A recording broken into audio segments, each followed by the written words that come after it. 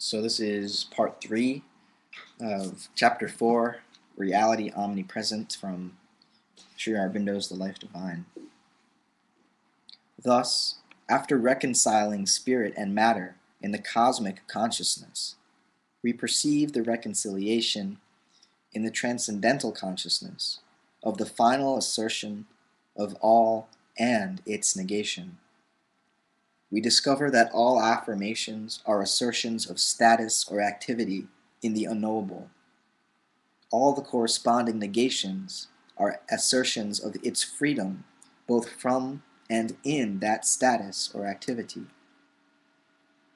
The unknowable is something to us supreme, wonderful, and ineffable, which continually formulates itself to our consciousness and continually escapes from the formulation it has made.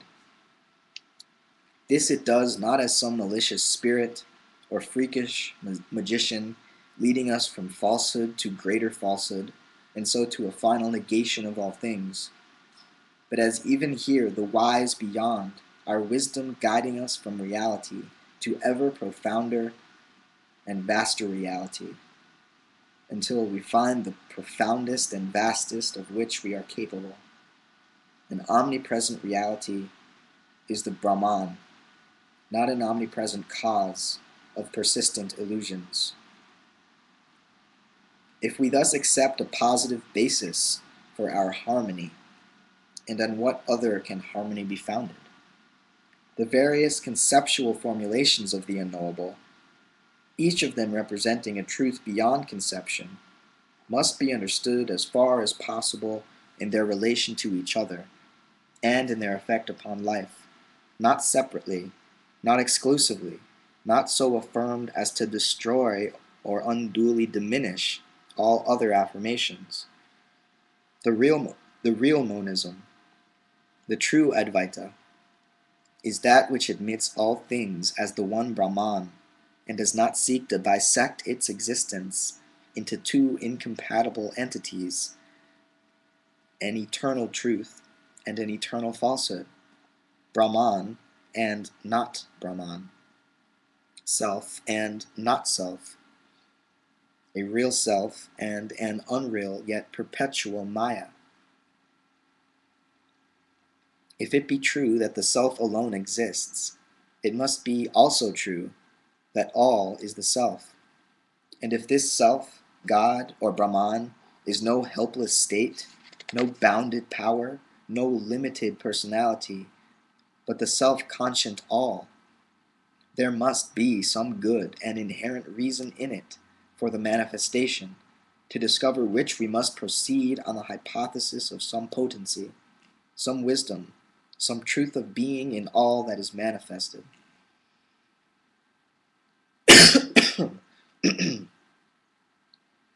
The discord and apparent evil of the world must in their sphere be admitted, but not accepted as our conquerors.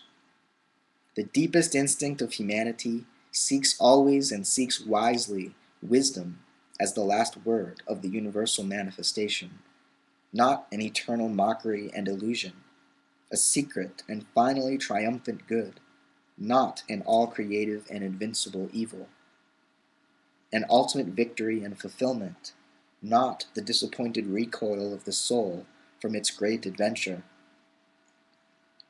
For we cannot suppose that the soul entity is compelled by something outside or other than itself, since no such thing exists.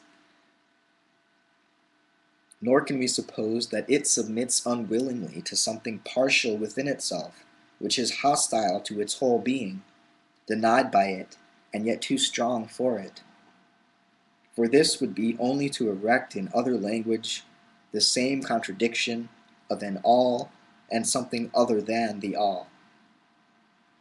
Even if we say that the universe exists merely because the self in its absolute impartiality tolerates all things, alike, viewing with indifference all actualities and all possibilities, yet is there something that wills the manifestation and supports it, and this cannot be something other than the all.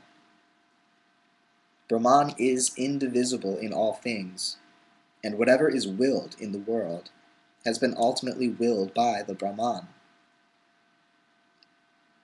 It is only our relative consciousness, alarmed or baffled by the phenomena of evil, ignorance, and pain in the cosmos, that seeks to deliver the Brahman from responsibility for itself and its workings by erecting some opposite principle, Maya or Mara, conscious devil, or self-existent principle of evil.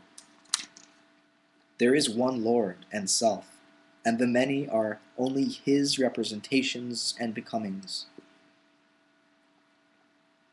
If then the world is a dream or an illusion or a mistake, it is a dream originated and willed by the Self in its totality, and not only originated and willed, but supported and perpetually entertained.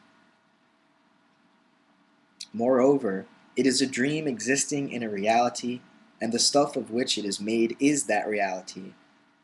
For Brahman must be the material of the world as well as its base and its continent. If the gold of which the vessel is made is real, how shall we suppose that the vessel itself is a mirage? When we see these words, dream, illusion, or tricks of speech, habits of our relative consciousness, or we see that these words, dream, illusion, or tricks of speech, habits of our relative consciousness, they represent a certain truth, even a great truth, but they also misrepresent it. Just as non-being turns out to be other than mere nullity, so the cosmic dream turns out to be other than mere phantasm and hallucination of the mind. Phenomenon is not phantasm. Phenomenon is the substantial form of a truth. We start, then, with the conception of an omnipresent reality, of which neither the non-being at the one end nor the universe at the other are negations that annul. They are rather different states of the reality, obverse and reverse affirmations. The highest experience of this reality in the universe shows it to be not only a conscious existence, but a supreme intelligence and force, and a self-existent bliss. And beyond the universe, it is still some other unknowable existence, some utter and ineffable bliss. Therefore, we are justified in supposing that even the dualities of the universe, when interpreted not as now by our sensational and partial conceptions, but by our liberated intelligence and experience, will be also resolved into those highest terms. While we still labor under the stress of the dualities, this perception must no doubt constantly support itself on an act of faith, but a faith which the highest reason, the widest and most patient reflection do not deny, but rather affirm. This creed is given, indeed, to humanity to support it on its journey, until it arrives at a stage of development when faith will be turned into knowledge, and perfect experience and wisdom will be justified of her works. Am I going to read chapter 5? Maybe. We'll see.